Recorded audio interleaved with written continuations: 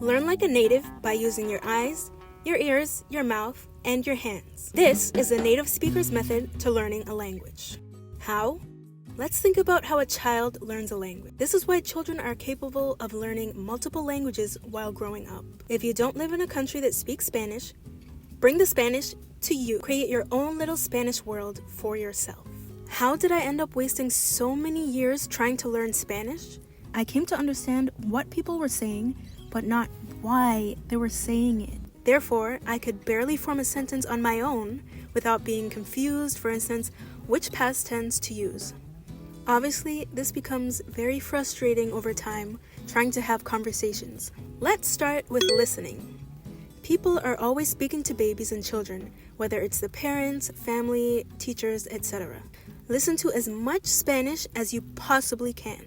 Discover your favorite Spanish songs or listen to podcasts. When I was first learning Spanish, I would look up the lyrics to my favorite songs and I would memorize them. Sometimes I would even try to translate them for myself. If you're able to make a Spanish-speaking friend, that's a great way to improve your listening and comprehension, and also your speaking. I also suggest familiarizing yourself with different Spanish accents. Don't be afraid to listen to people from various countries. Eventually, you may want to visit different countries, and it will be extremely helpful to be familiar with the different accent. This is a bit of an advanced tip, but change the language of your phone to Spanish. When I did this the first time, I did not realize that it would also change the language of my GPS. And listening goes hand in hand with the next tip. Eyes. Watch a lot of videos. There are so many series, movies, documentaries, educational content. The list goes on. Whatever content you would watch in English, you can find it in Spanish. Video podcasts, vlogs, tutorials of all kinds, news, videos about finance or health, etc. If you want to do a workout video, why not find one in Spanish? I'm someone that really likes vlogs. But believe it or not, I just recently started watching Spanish videos on YouTube in the past 2 or 3 years. Before that, I had tried and failed to find Spanish content, and I had given up for probably 2 years. I had chalked it up to there not being many Hispanic YouTubers. How wrong I was. Use the right keywords and the treasure chest will open up for you. The good thing about vlogs is that you pick up day-to-day vocabulary. Sometimes they may show a grocery haul of what they've bought, naming the different foods while showing them on the screen. This helps you to put names to objects and memorize the names of foods, actions, or activities, etc. You can also find free movies at the library, and many libraries also have an app or a website so you can watch on your browser. When I was first learning Spanish, I used to go to the library and sign out as many Spanish movies as they allowed me.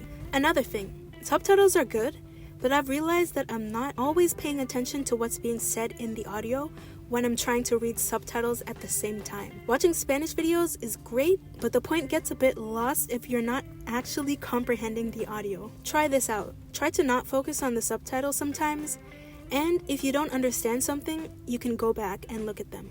I've also now made it a personal habit to read every day in the morning. For years, I didn't really read books. I even skipped over reading Spanish comments because of the extra brain power it took to read them. When I first started reading, I aimed for children's books or easy and simple books, but now I'm reading 400 and 500 page books. When there's something I don't understand, I use Google Translate's camera function. I point it at the page and it translates it for me. Fiction, non-fiction, self-help books, magazines, blogs, read whatever interests you. Once again, you can find books for free in the library, or I like to go to secondhand shops that have a language section and see what I can find. I found novels, fiction books, children's books, unused lesson books, and dictionaries. Of course, you can also find books online, but if there's a Spanish bookstore in your area, I recommend going into one. Continuing the topic of reading, I admit I used to be lazy to even read comments in Spanish. We're so used to grazing over English comments and getting the gist of what is being said that it takes that extra focus to read a Spanish comment. But it is a good way to familiarize yourself with how natives speak, and maybe you will pick up on things that you can take away and use when you write your own comments in Spanish, or even while speaking. I also recommend that you write comments in Spanish. If you're scrolling social media, take the time to read the descriptions for the photos and videos that you're seeing. If you're reading a book, take things at your own pace. There's no rush. If all you can manage is to read 2 to 3 pages one day, that's fine. Just keep consistent until you finish the book. Since I started reading, I've created my own personal dictionary in the Notes app of my phone with all the new words and phrases that I've learned. I write down words that seem useful and relevant to me, that I think are good to remember and that I could use in the future. I write them down because it's easy to learn a new word and then forget it immediately. So write it down. Try to keep this word in your head and repeat it to yourself throughout the day. Once again, kids read books in school. Their parents read to them, and when they're older, they may read to themselves. This is another book I found secondhand that I think is super helpful because it has verbs with conjugations in all different tenses. This is useful especially for irregular verbs that you may be confused about. Another thing is, I have the Spanish dictionary app that sends me a notification with a new Spanish word every morning. Hands. If you want to simulate full immersion into Spanish, I believe in writing. There's something about the physical action of writing something with pencil and paper that helps record what you're learning into your memory. Try writing in a notebook.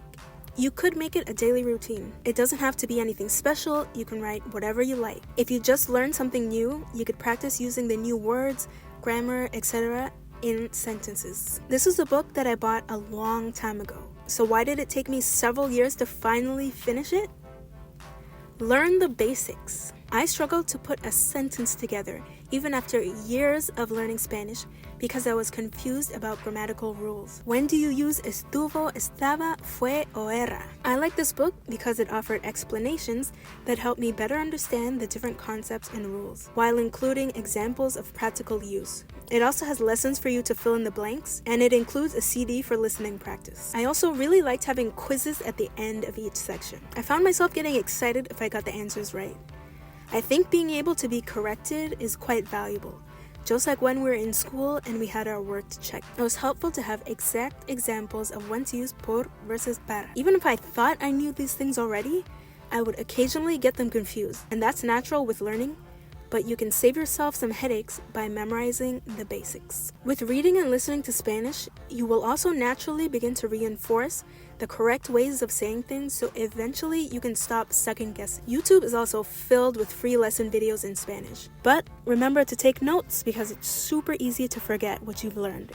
Trust me. Mouth. Speak out loud in Spanish. Sometimes you only have yourself to speak to in Spanish, and that's okay. Sometimes when I'm driving, I speak to myself in Spanish. It doesn't matter what you're talking about. It's just for practice. You can even switch it up and focus only on speaking in the past tense, conditional tense, etc. If you have Spanish-speaking friends, that's also helpful. There are websites where people are looking for language exchanges and will be willing to be your pen pal or have phone conversations so that you can practice your Spanish. Go to events, concerts, or festivals where people will speak Spanish. Find your nearest Latin American or Spanish marts and restaurants. I found that people are usually willing to have a conversation with you, especially if it's not busy. If they try to switch to English, just be honest and tell them that you're learning so they know to continue in Spanish. If you're lost for words, you can always ask where the person's from or ask for a recommendation for a product or food. The main thing to remember is don't be worried to speak. You don't have to be perfect, just remember this is getting you closer to your goal of learning the language. Furthermore, when you can, try to repeat what you've learned, whether it be something you've heard or read. Practice saying it out loud and write it down if you want to remember it. Just like a child repeats what their parents have said. The main point is to immerse yourself completely into the language that you're learning. Sometimes I like to buy products with Spanish writing, and then when I'm reading the bottles, I learn how instructions are given in Spanish or the names of ingredients. You'll want to adjust your mind from translating English to Spanish to simply thinking in Spanish. You can practice it in your spare time. Like if you're brushing your teeth, think of how it's said in Spanish. Learn the words for everyday objects you have in your house. Some people use post-its to label things in their house or their room. Begin to identify the object directly with the Spanish word. Just like a child whose parents tell them to look at a cat, and then the child begins associating the fluffy creature with the word cat. Also, while you're memorizing words, memorize whether they're feminine or masculine, if they use el or la. Learning does take a bit of discipline, but I do believe in making learning fun and going at a comfortable pace if you're able to. Just try to challenge yourself with little things. Make realistic goals and try to stick with it. If you have a commute to work or school, try to listen to something in Spanish. Make it a part of your day. When you're cooking dinner, why not use a Spanish recipe? Integrate the language into your everyday life. I feel that there's a phenomenon with language learners that they end up being able to understand their target language, yet they struggle to put a sentence together or to speak the language. I feel that all the tactics I've mentioned are fundamental to getting that much closer to fluency. In order to not be a one-dimensional language learner, give my tips a try. Thanks for watching. Adios.